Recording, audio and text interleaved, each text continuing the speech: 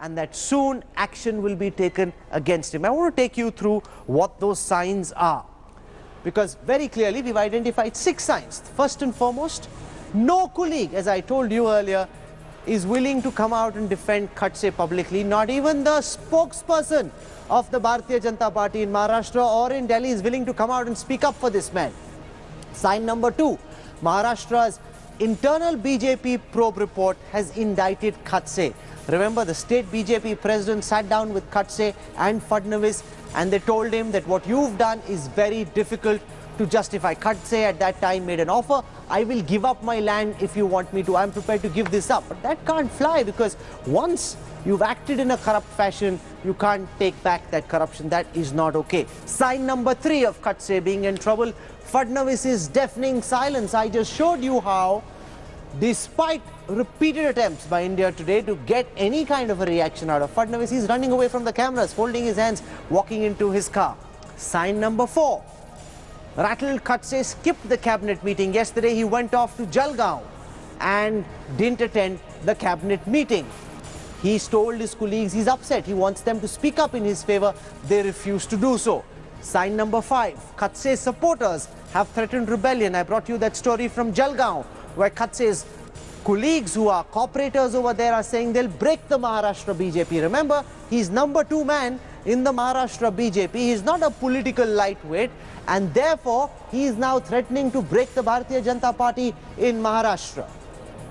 Finally, the BJP top brass has told India today, when we asked them, when the 2 years of the Modi Sarkar were being celebrated, about the charges against Eknath Khadse, they said the charges are grave, serious charges, गंभीर आरोप हैं, गंभीरता से उनकी समीक्षा हो रही है. That's what one of the senior most BJP leaders said. Anjali Damania is with us. We are told that Anna Hazare will be jumping into the act, that he's upset, that he'll be launching some kind of an agitation against Eknath Khadse. Is that correct? What can you tell us?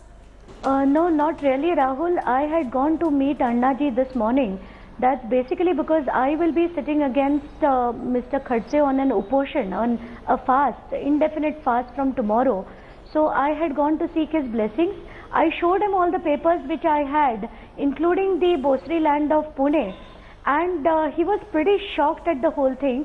He said he would be talking to the Chief Minister today itself, and he will be writing to the Prime Minister, because he himself feels that if such a minister continues office, this is definitely not on. And a minister who has 9 ministries plus a Palak Mantri, guardian minister's post at his own place called Jalgaon. And I definitely see Annaji taking a strong stand soon. But I have given him the papers this afternoon, and he's going to take some time to study them through. So hopefully by tomorrow we should have an action from him. Okay, I want to tell our viewers that after Anjali Damania's meeting this morning, we've spoken to close associates of Anna Hazare. He says he is planning to participate in the protest against Eknath Khadse if the Maharashtra BJP doesn't act against this minister. Radhakrishnan VK Patil, what is the Congress intending to do? Because I was speaking to former Chief Minister Prithviraj Chavan. He says what you've seen so far is just the tip of the iceberg, that the Congress has a lot of more information about some of the alleged misdoings of Eknath Khadse. Remember, we will verify every single supposed act of omission and commission, not just air it blindly. Each story is being independently investigated by India Today before it is aired before our viewers. What is the Congress making of Devinder Fadnavis's reluctance to speak out either in favor or against his colleague? Mr. Patil, you hear me? Rahul, I think you should just take 1 minute of yours. Yes, go on. Yeah, can you hear me now? I hear you well. Please go on. If you remember, I just want to take you back about the Indian Home Minister saying some time back, we are not UPA, we are NDA. So whatever the corruption charges may be, we will not take any action. That is what the Home Minister's view have been. You have been seeing that. Unfortunately, what the Chief Minister, what we have been demanding, there are a series of corruption charges against so many ministers in Maharashtra. Now the Chief Minister has to take a call. Either he has to dismiss Khadse. Congress is definitely going to come on the road asking for his dismissal from the government, from the ministry. But I just want to remind you that series of corruption charges were on different ministers, which we have been demanding their action against them in the House. outside the assembly also. I think most of the ministers who have been tainted within the Maharashtra government today, 7 or 8, they have to be totally, I think they have to be dismissed from the cabinet. It is a bigger task for the chief minister. But unfortunately, I think protecting the ministers, giving them a clean sheet has been a fashion. I have already said that the chief minister has opened a one-window system in Maharashtra.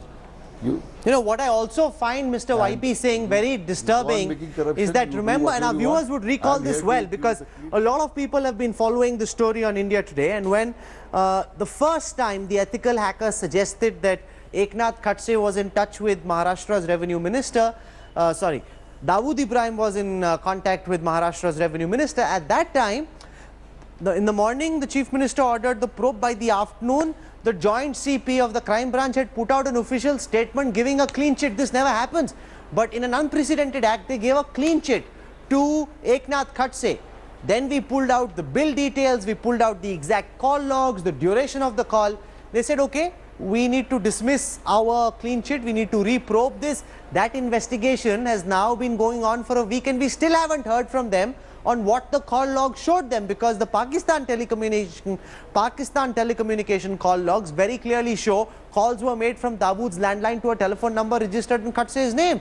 Is the silence of the Mumbai police also baffling to you, YP Singh? Yes, certainly it's enormously intriguing that why they are silent. The investigation is not an investigation, it's an inquiry which is going on in a very rudderless fashion. Investigation has to be done in accordance with the law, and law can be invoked only when there is an FIR filed in the matter. There is enough evidence that Dawood communicated with Khadse, and this constitutes the fundamental ingredients of Makoka Act, which is a cognizable offence. Only after the FIR is registered that police get statutory powers of officially calling for the records, sneaking into the call details, getting into the CDR and collecting lot of supplementary evidences. So the investigation which is being done, that is not an investigation, that is a mere informal inquiry, and if it's an informal inquiry not in accordance with the law, I think the inference is apparent. Mumbai police is not going to nail Khadse till the time there is they get some pressure on it that they have to act. It is not acceptable, because the Mumbai police in 4 hours, I remember very clearly, gave a clean chit, an official written clean chit to Eknath Khadse. Ever since our latest series of exposés, they've gone silent. They're pretending that they're not investigating the case. The officer who was investigating is now with the anti-terror squad. He says, I'm not looking at this. There's no clarity on who's looking at it. Remember, they've all looked at the call details. They don't want to speak about the call details because the call details are damning. They indict the minister, and therefore they're pretending it didn't happen. Sahil Joshi, what happens next now? Now it's pretty clear that that finally the Chief Minister will have to say something, because as Radhakrishna Vikhe Patil was mentioning, in earlier cases Chief Minister came forward and in a clear voice he had given clean chits to various other ministers, be it Pankaja Munde, be it Vinod Taude.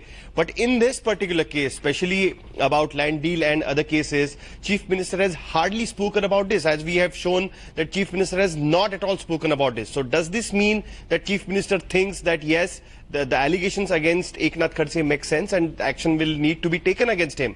Okay, he does not have that political strength to take action against the senior minister like Eknath Khadse, but then has he apprised about this situation with the party leadership? Yes, he has apprised. So now we will have to wait that what the RSS brass tells the BJP leadership and how the BJP leadership perceives it and takes a final call about this. What the sources are telling us right now is that because of the Legislative Council elections, which will be important for the Chief Minister, because it looks like that they want to have more number of MLCs than that of BJP quota. So that is the reason why they will be needing support of all the MLAs at this point of time. So they don't want any kind of problem till the Legislative Council elections gets over, which will be on 10th of June. And after that, the final decision will be taken, and what needs to be done with the Khadse will have to be decided by then. These are local political factors that are holding Khadse in office. We are keeping Khadse in office just now. Remember, what you've seen tonight is expose number 8 against Khadse. The India Today investigation team is not done. Our investigators are in Maharashtra. They're looking at every aspect of this story. There's a lot more that we are looking out. There's a lot more that we will bring out in the next few days. This is where I'm ending the first part of our broadcast tonight. I want to thank my guests for joining me. We will continue bringing you more details on the story, and both to Devendra Fadnavis, the young Chief Minister of Maharashtra. Here is an open invitation. Please come on our show, take our questions, tell the nation what you think. Do you agree with what Khadse has done? Do you disagree? Either which way, let's hear from you, because when we met you during the campaign, when we met you when you were sworn in, you said, I will promise honesty, I will promise transparency. You need to live up to that promise. And Eknath Khadse, give us an interview. We'll ask you questions, we'll give you a fair hearing.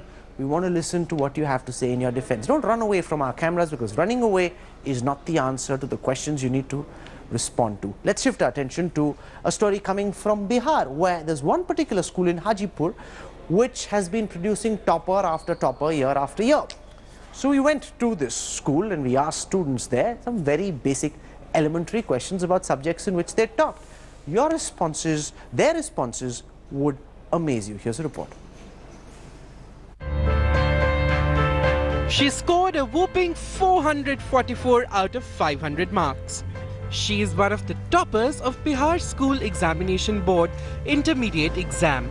But let's hear her out on what the student has to say about her favorite subject, political science. Prodigal science. Prodigal science वो क्या होता है? Prodigal science या नया subject हम सुन रहे, क्या चीज है? खाना बनाने के बारे में।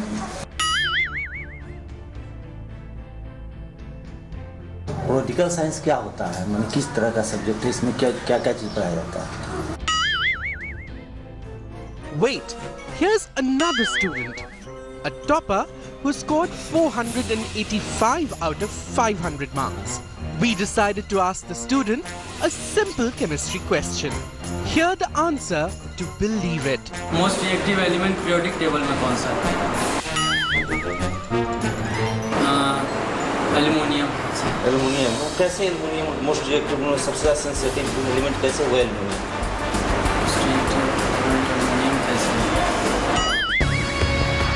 The answers will be giving you few laughs, but it also raises serious doubts about the functioning of educational boards in states and just how these students emerge toppers in subjects.